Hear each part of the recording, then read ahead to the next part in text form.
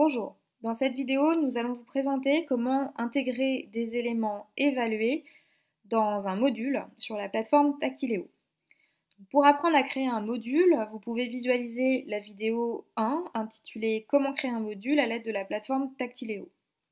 Donc ici, je suis dans l'espace Créer un module. Pour cette vidéo, j'ai intitulé ce module Les éléments évalués sur la plateforme Tactiléo puisque c'est l'objectif de voir avec vous les différents éléments évalués.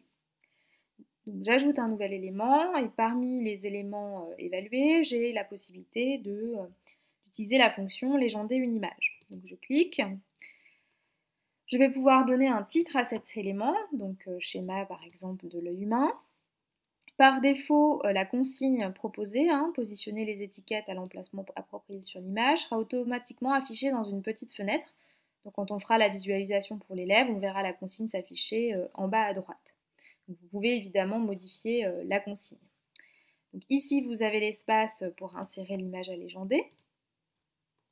Donc, ici, mon schéma de l'œil humain vierge qui s'affiche.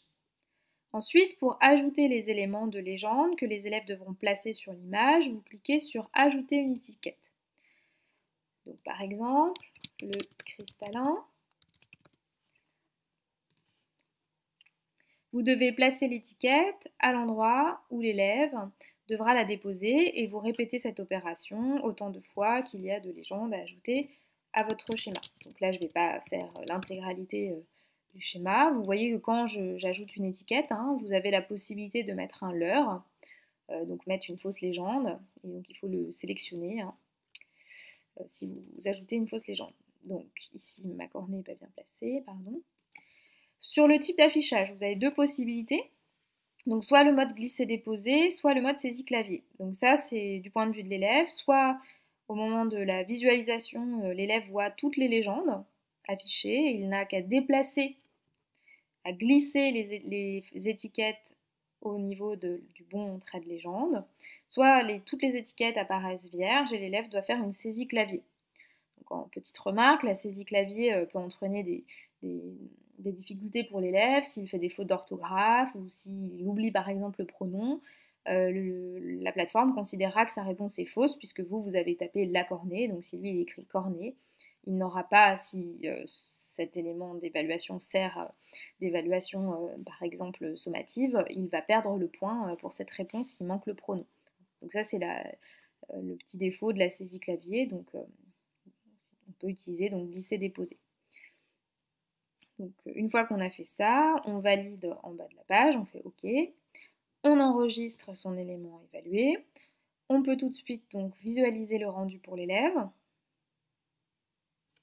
Donc voilà, il a les étiquettes et donc il doit déplacer les étiquettes, glisser-déposer.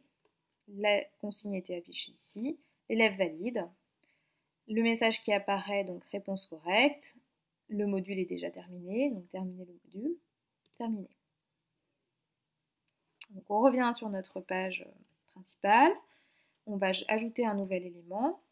Parmi les autres éléments d'évaluation, vous pouvez par exemple créer un QCM. Donc pour cela, cliquez sur questions à choix multiples. Donc toujours pareil, vous donnez un titre. Donc là, on va travailler par exemple sur les bâtonnets. Par souci de cohérence ici, donc je vais cliquer sur afficher dans une fenêtre. C'est laissé à votre libre choix d'afficher la consigne en bas à droite de l'image pour l'élève. Donc vous avez par défaut une consigne qui est affichée, sélectionnez la bonne réponse puisque là par défaut on est sur un QCU, un questionnaire à choix unique. Donc ce qui va être le cas dans mon exemple, mais vous avez la possibilité de faire un QCM, question à choix multiple. Dans ce cas-là, il faut cliquer sur case à cocher. Et troisième type d'affichage, les étiquettes mobiles, vos intitulés vont se déplacer sur l'écran. Donc voilà, trois possibilités d'affichage. Donc nous on va prendre l'exemple choix unique. Donc, vous pouvez avoir pré-rédigé votre QCM pour préparer votre QCM. Donc là, moi, la question que je pose, c'est le rôle des bâtonnets. Les bâtonnets sont des photorécepteurs. J'ai proposé 4 intitulés. Donc j'ajoute autant de réponses possibles que de propositions. Je copie-colle ou je tape, bien sûr, mes réponses possibles. Je suis dans le cas d'un QCU, donc je sélectionne la bonne réponse, ici, et je valide. J'enregistre.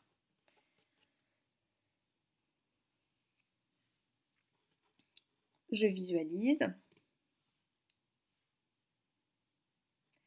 La consigne est ici. Les bâtonnets sont des photorécepteurs. 4 propositions.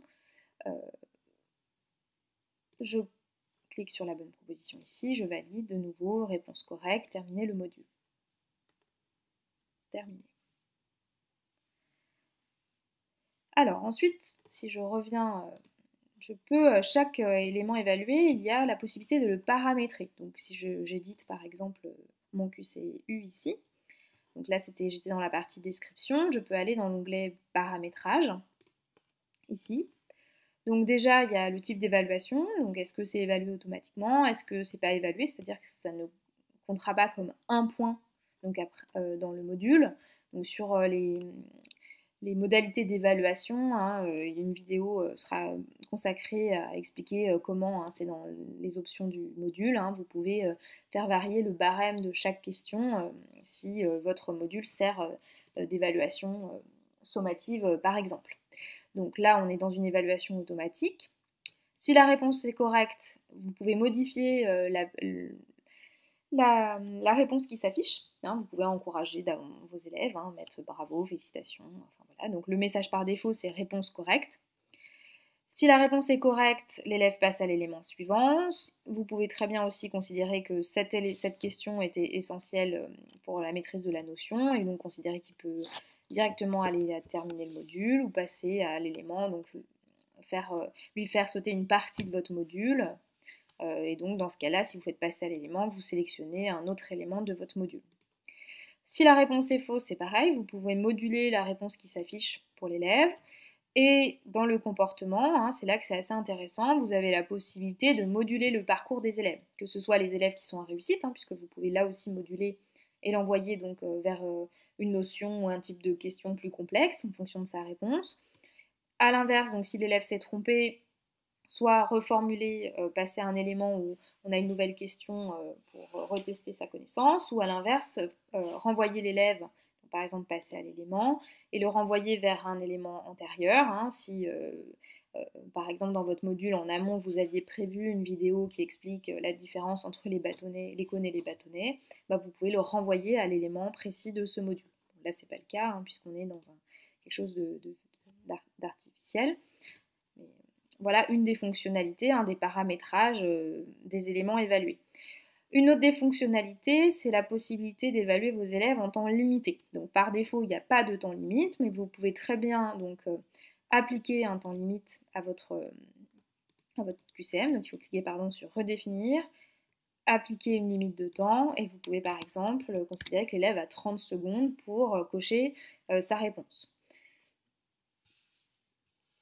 Vous avez possibilité de moduler aussi, est-ce que juste c'est barré, est-ce qu'il ne sait pas s'il a faux, est-ce qu'il a bon, et vous pouvez aussi donc, afficher le résultat avec la correction, c'est ce qui se passe par défaut. Voilà, donc à la fin, vous validez votre paramétrage, et donc là, typiquement, comme j'ai mis un temps limité sur le QCM, il y a une petite horloge qui s'affiche, un petit chronomètre à côté de mon élément. Donc, parmi les autres éléments d'évaluation, vous pouvez créer tout un tas d'autres d'éléments, hein, questions à trous, un sondage, vous pouvez vous enregistrer et les élèves répondent et peuvent s'enregistrer pour vous répondre, vous pouvez poser une question ouverte, donc l'élève rédige sa réponse, des associations d'éléments, hein, tout ça, ordonner des éléments, relier des éléments, recomposer un texte, remettre dans l'ordre les éléments du texte. Voilà, donc tout un tas de possibilités pour créer des éléments d'évaluation. Donc une fois que les différents éléments sont intégrés, vous pouvez changer l'ordre de vos éléments, hein, bien sûr, en utilisant la flèche ici. Et vous pouvez à tout moment venir modifier en éditant à l'aide du petit crayon chaque élément de votre module. Vous enregistrez une dernière fois et votre module est prêt.